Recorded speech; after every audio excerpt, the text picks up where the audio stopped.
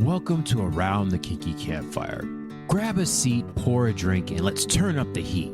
This is the podcast where we explore the wild, wonderful, and sometimes wicked world of kink, BDSM, and alternative lifestyles.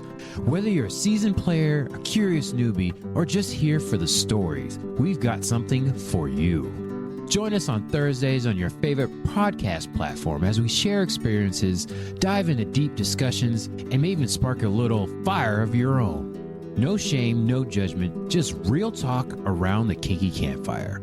Let's get lit.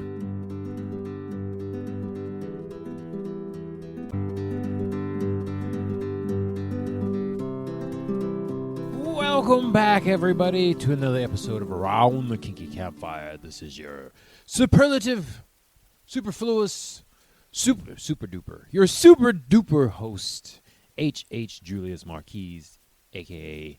just Julius or Jules, however you feel it, fancy. We have another episode for you today where I'll be talking about another topic. What that topic is, I will get into it after everybody's favorite 5 seconds, the ASMR 5 seconds where I drink something fancy. Of course, it's not sponsored, and usually I know the name of it, but this time I actually do. The Swauza, got some more Swauza tequila in my fancy cup. It's going to be fantastic. It is actually a pretty good tequila. Tastes real smooth just by itself, but I got it mixed in with a little energy drink because it's late night, and it's a school night. It's been a long week, long month, long year. Good Lord. We're in a month, almost a month and a half into the year, folks. It's coming by quick. Actually, by the time you hear this, we will be at a month and a half. We'll be over a little month and a half into the year. Once again, it flies by. Say goodbye to January. Hello, March, pretty much. Goodbye. I mean, we're still in February, so technically we're still in February. But let's get to this ASMR 5 seconds so I can get into this topic for you. Here we go. 3, 2, 1.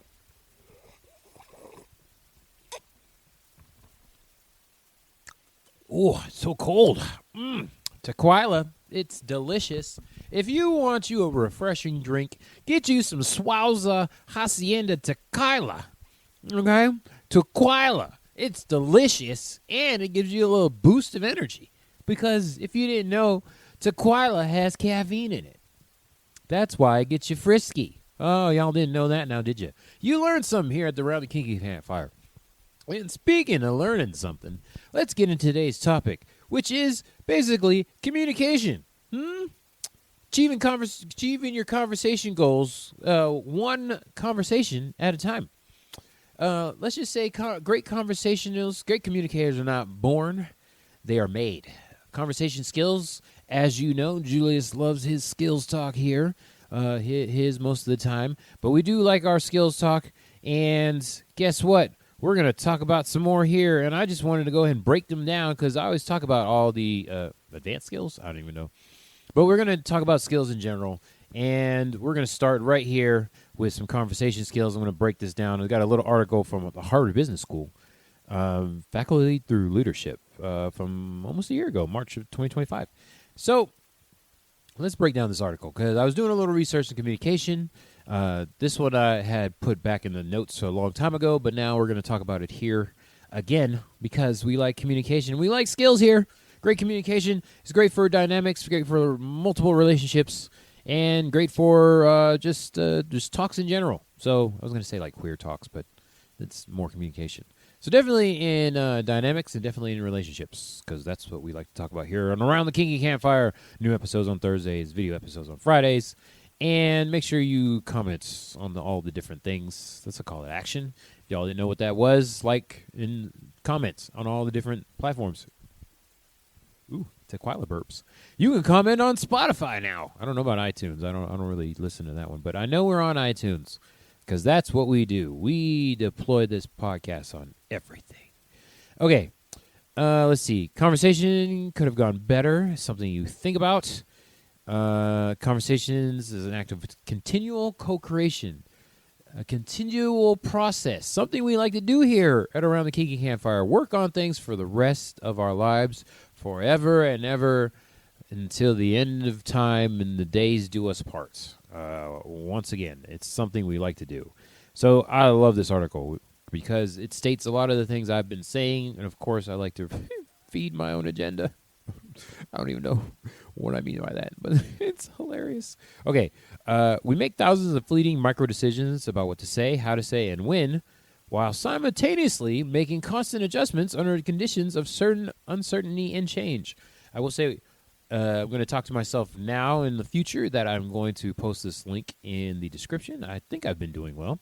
Hopefully y'all see that this week in the episode that I have out, or the last week, I should say. Last week, we're in the future. So the episode last week, hopefully you guys got to check that out. Q&A from Reddit. Okay, so, yeah, once again, this is a great article. And my notes just keep disappearing. That's great. All right, so here we go. Let me go back to my notes.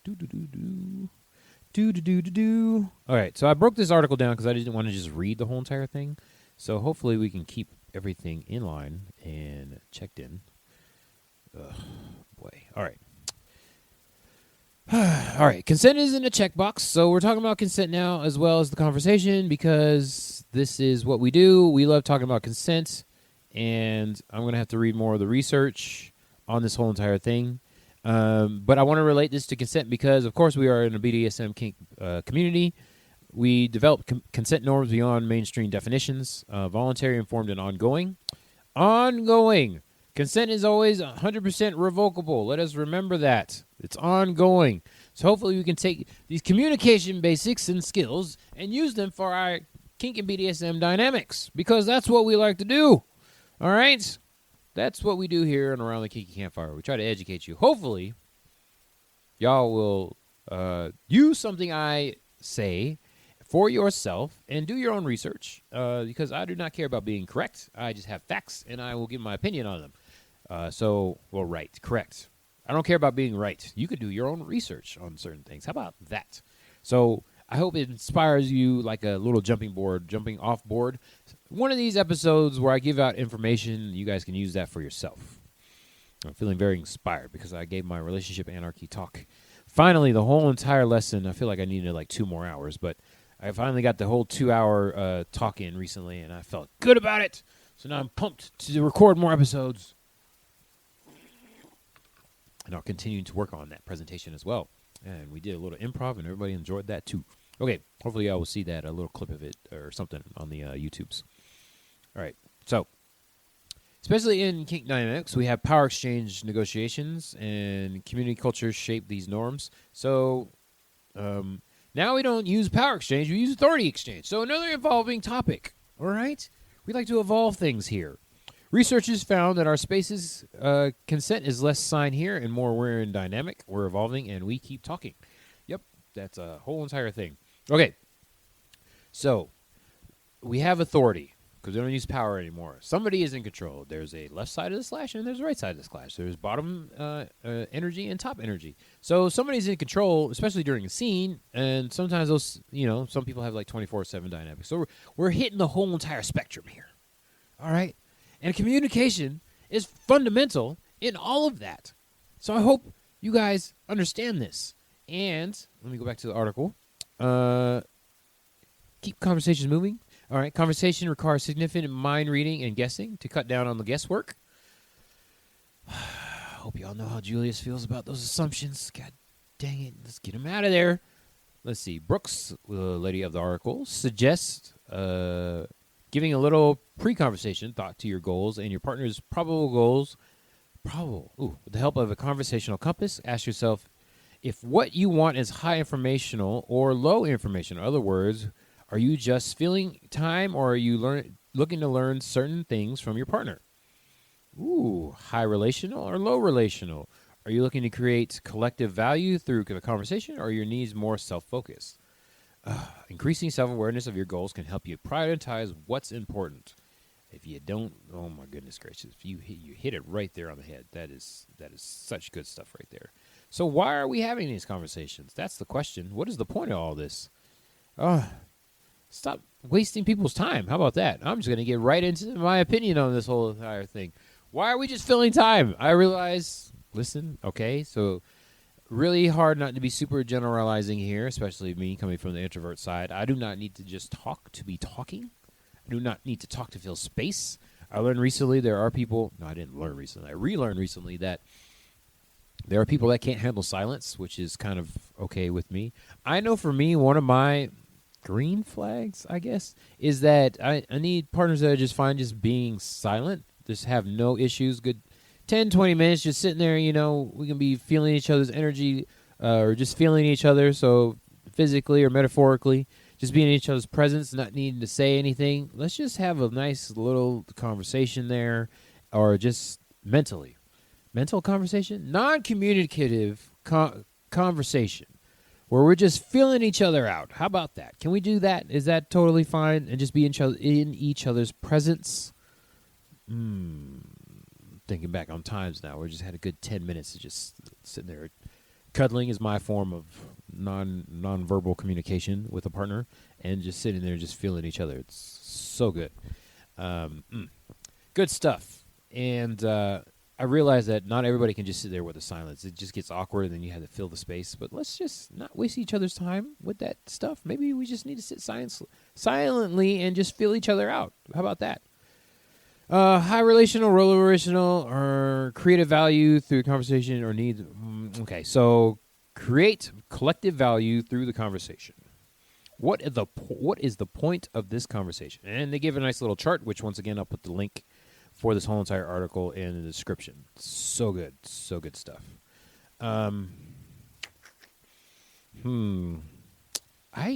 Why?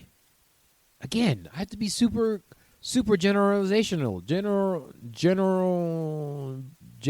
generalize, be super generalize a lot here, because it's like, if you're not creating collective value, what is the point in the conversation with a partner? So I'm very confused by that. You got to ask yourself, why are we doing this thing if we're not trying to work on something? What is the point of this? My goodness, it's so weird. Okay, so back to dynamics. I would say even just like regular relationship in general. Ideal consent norms meet real-world complexities, role-play dynamics, trust, assumptions, community pressure, and silence once again. So we have ideal consent norms. So, of course, we like to say, like free use and consensual non-consent. Somebody might be giving a class on that soon. Is quote-unquote ideal, but real-world things is there really ever such thing as 24/7? Can you really do that? Is that just a fantasy? I know people like to put that into practice and put that on their kinks list, but, I mean, people have jobs. You got to make money. Unless you find some way to make money with your 24/7 dynamic, which I would like to know. Please tell me how you did that. That would be amazing to figure out. But really, most people have to go to work, so you can't really do it there, or can you? Something you should ask yourself. So there's those ideal things, and I know Primal Julius here likes a good takedown scene. But if you on the video and you see me, and I've said this before, I present a certain way, and I like to present a certain way with partners that are smaller and of a different skin complexion than mine, and that wouldn't be good if I was pursuing them in public, because there's stereotypes out there, and it's like, yeah, I want to do that, and it's fun for both of us because we both consent about that. But does everybody else consent to that? Yummy tequila, swowza. So yeah, those are things to take into consideration when you're doing kink stuff, especially in the normal public face.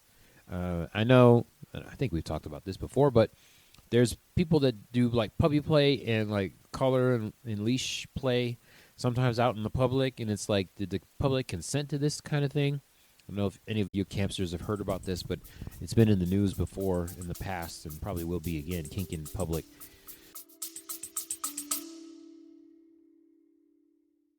Welcome to the Around the Kinky Campfire podcast advice line. Got a burning question about kink, BDSM, relationships, and or navigating the wild world of alternative lifestyles?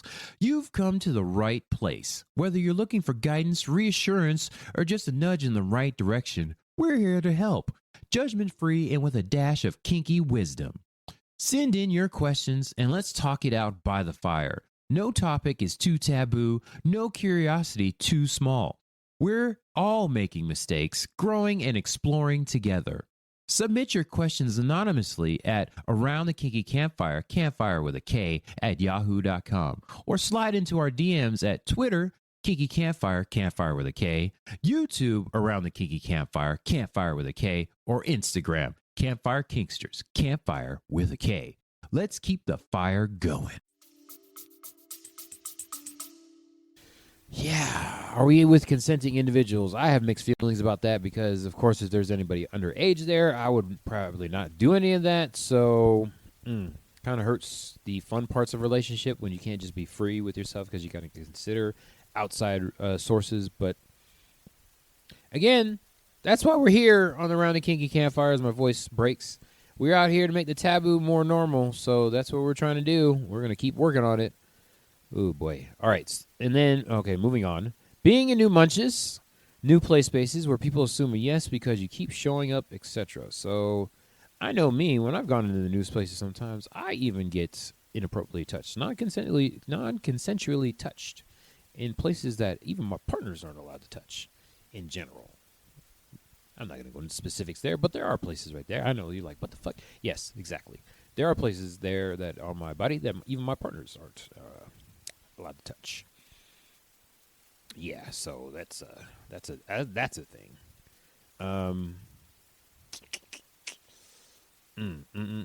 Yeah, that's a thing.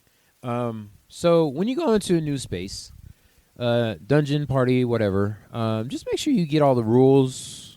Hopefully beforehand, but definitely while you're there, making sure that you're following everybody's rules. Because there's always like unwritten rules, especially depending on your spaces, and each space has different rules. So if you're in like a kink space versus a swinger space, or just like a party space, pretty much like a house party where most people know everybody, it's like you're coming in and you're the new person. You best get those rules ahead of time if you can, or just like get them while you're there.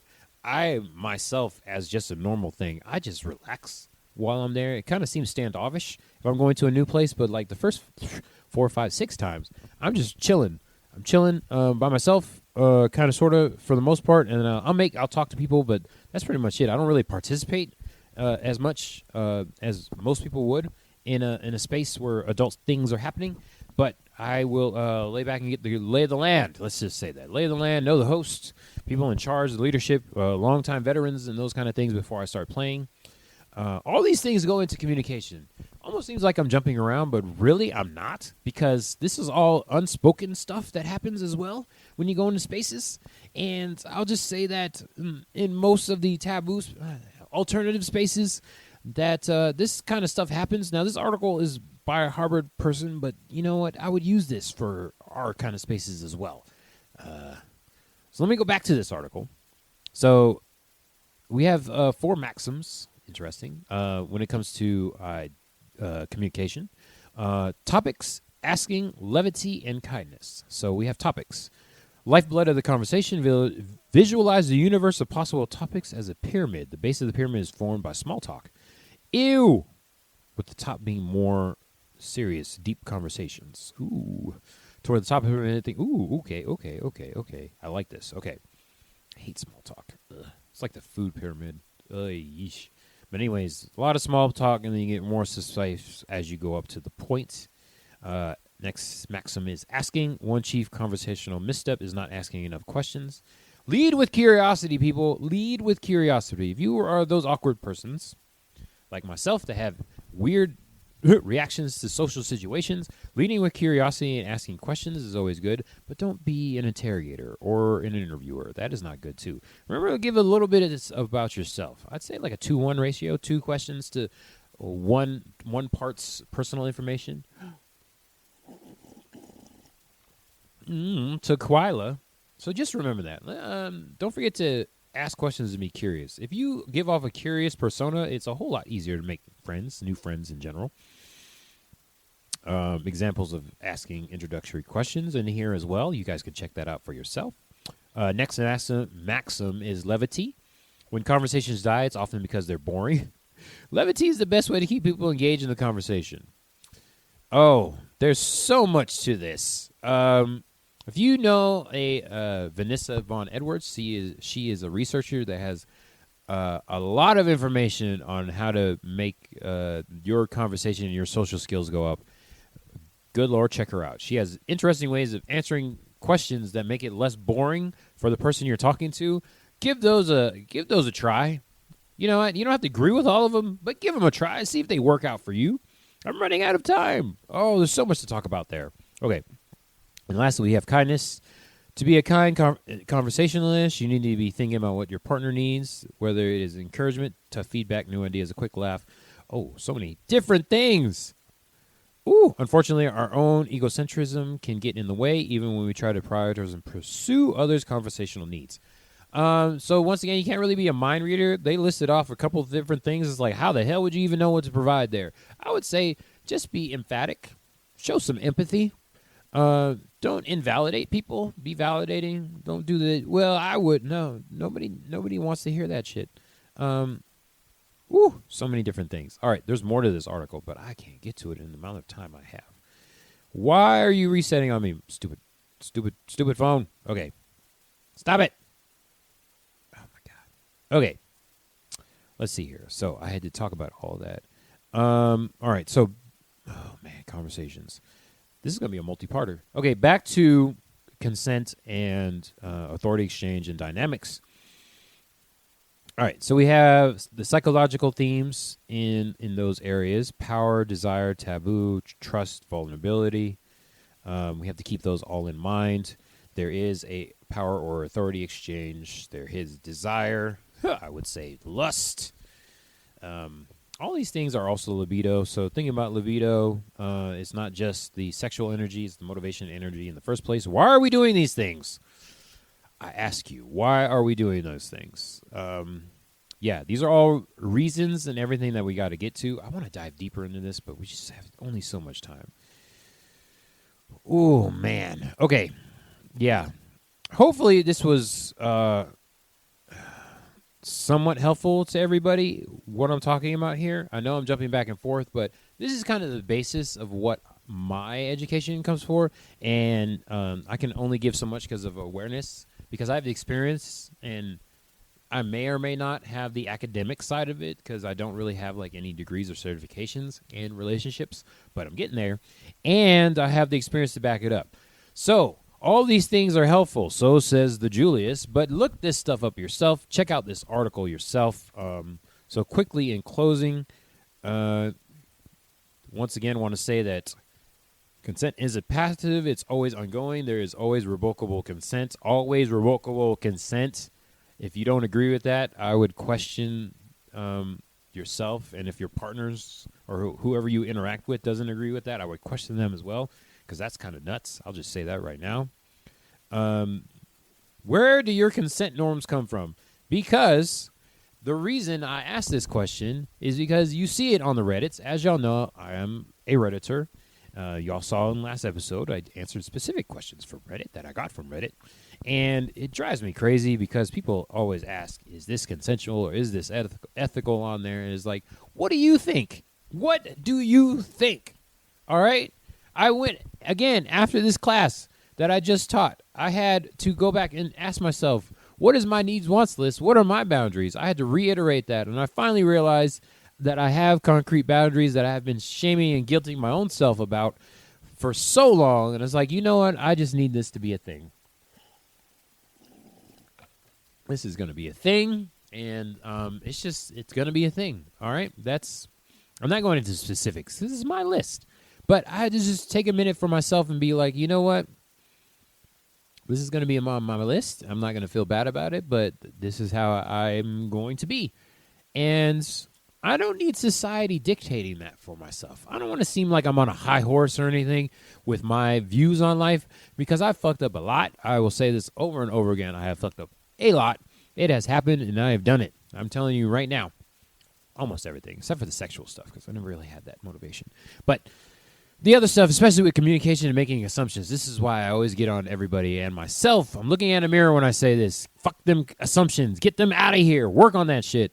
And it's like, you don't need society messing everything up for you. So if you have a consent question, please ask yourself or ask me. You can hit me up on the Instagrams, the YouTubes, or the emails. Let me know what questions you have exactly. I know I was very generalized when I was talking about this stuff because conversations and consent, they kind of go hand in hand, especially if you're like, even in a regular relationship, you can be a monogamous vanilla person, have these same issues with communication and consent, and still be over on the other side as a kinky, non-monogamous person, whatever you float your boat in, or if you're just in a dynamic, you have consent and you have communication and you have conversations. Let's work on those, people. All right.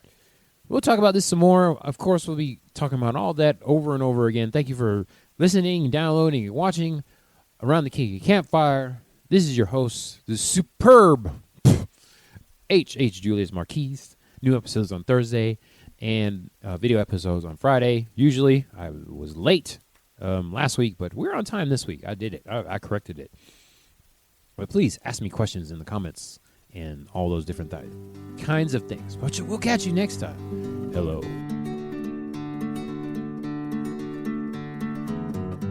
That's a wrap for this episode of the Around the Kinky Campfire podcast. We love having you by the fire, and we love to hear from you. Got a kinky question, a steamy story, or a topic you want us to cover?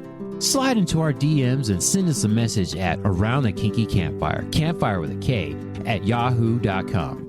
Don't forget to subscribe, rate, and review wherever you're listening. Your support helps keep the flames burning and the conversations flowing. Follow us on Twitter, Kinky Campfire, campfire with a K, YouTube, Around the Kinky Campfire, campfire with a K, or Instagram, Campfire Kinksters, campfire with a K. To stay in the loop, join the community and keep the kink alive between episodes on Thursdays. Until next time, stay safe, stay sexy, and keep that fire burning.